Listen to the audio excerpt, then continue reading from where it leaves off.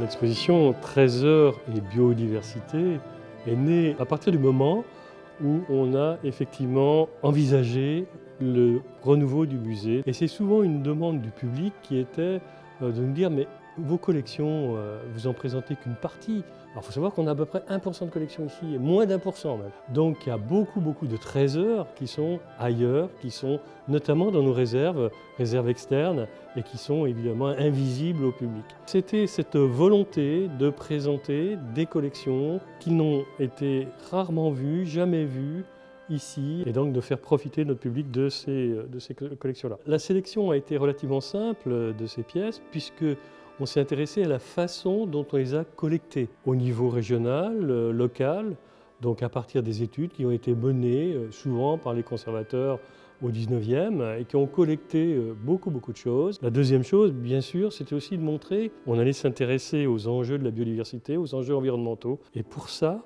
montrer l'intérêt des collections d'histoire naturelle, de nos collections dans nos réserves, justement pour étudier la biodiversité passée et la biodiversité actuelle.